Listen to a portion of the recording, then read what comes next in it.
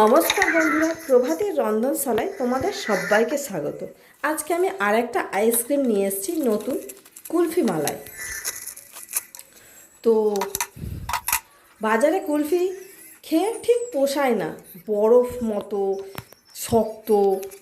তো ভাবলাম আজকে ঘরে করি আর বন্ধুদের সঙ্গে শেয়ার করি। ঘরের তৈরি কুলফি এত সুন্দর খেতে, অসাধারণ। গত বছরও আমি করেছিলাম, কিন্তু এটা আর একটু অন্য পদ্ধতিতে করছি। তো তোমরা সবাই আমার এই ভিডিওটাকে প্রথম থেকে শেষ পর্যন্ত দেখো, না হলে মিস করবে, পুরো ভিডিওটা বুঝতে পারে না। আমি 500 গ্রাম দুধ নিয়েছি, লিকুইড দুধ। এই দুধটাকে আমি ভালো করে ফুটিয়ে নেব। খুব ঘন করারও দরকার নেই, অল্প 5 মিনিট ধরে এরকম ভালো করে ফুটে গেলে এই যথেষ্ট। খুব ঘন করে রাবড়ি করার দরকার নেই। আমি অল্প পাতলা দুধেই আজকে তোমাদের সঙ্গে কুলফি মালাই করে দেখাবো। তো দুধ ফুটে গেছে, এ থেকে আমি 1 ডাবু দুধ তুলে নেব।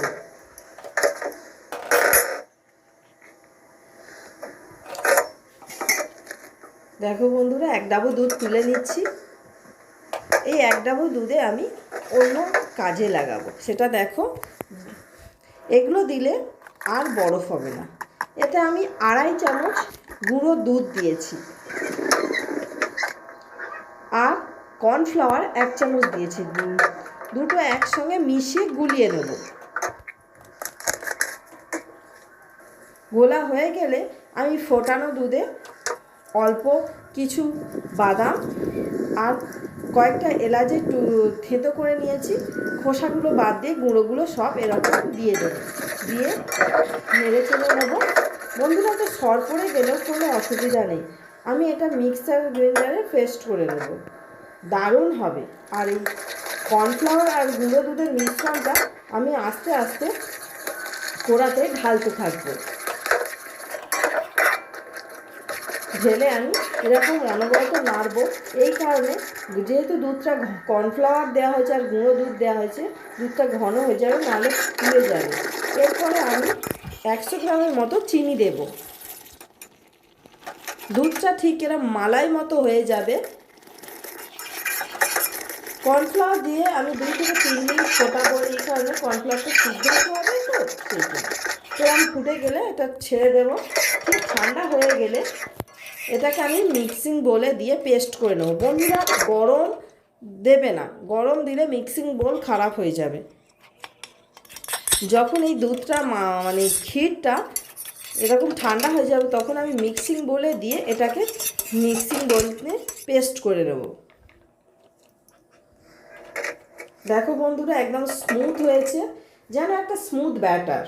দেখো, একদম স্মুথ, অসাধারণ খেতে। বাজারের কুলফিকে হার মানিয়ে দেবে, এটা আমি পুরো গ্যারান্টির সঙ্গে বলতে পারি। এর মধ্যে আমি একটু আলমন্ড বাদাম আর ওই চানাচুরের যে বাদামগুলো হয় না, সেই বাদাম কয়েকটা দিয়ে দিলাম। দিয়ে আমি ডাবু করে প্রত্যেকটা গ্লাসে ভর্তি করে দিচ্ছি। আমি এগুলো কফির গ্লাস ব্যবহার করেছি, যে বিয়েবাড়ির কফির গ্লাসে। এতে আইসক্রিম করা খুব সহজ, আর এতে আইসক্রিমগুলো বের করতেও খুব সহজ হয়, অসুবিধা হয় না। সেই জন্য আমি সবসময় এতে আইসক্রিম করেই দেখাই। আইসক্রিমের মানে খাপ আছে, তবু আমি এতে করি না। এতে আমার এই গ্লাসে করলেই বেশি ভালো লাগে। আর যে পাতলা ক্যারি ব্যাগগুলো হয়, সেগুলো আগে থাকতে আমি ছোট ছোট কেটে রেখেছিলাম। একটা করে মুখে ঢাকা দিচ্ছি, গ্লাসের মুখে, কাপের মুখে, আর একটা করে গার্ডার দিচ্ছি। এইভাবে আমি প্রত্যেকটা এয়ারটাইট করে দেবো।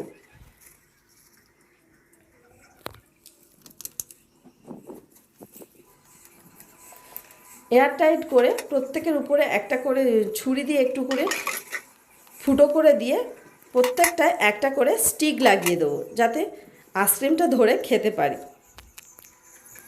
তো এটা আমি এই আইসক্রিমটা আমি পুরো একদিন 10 ঘন্টা আমি ফ্রিজে রেখে দিয়েছিলাম। 10 ঘন্টা পরে, ঠিক পরের দিন আমি তোমাদের সঙ্গে বের করে শেয়ার করছি।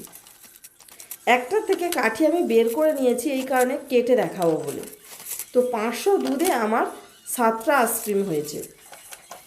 এই 7টা আইসক্রিম, একটা আইসক্রিমকে বাজারে 4 টুকরো করে, আর এক একটা 5 টাকা। তাহলে এই একটা আইসক্রিম টুকরো করলে 20 টাকায় বিক্রি হবে, সেখানে আমি 500 দুধে এতগুলো আইসক্রিম করেছি। তাহলে বন্ধুরা বলো, বাড়িতে আইসক্রিম করা লাভ না?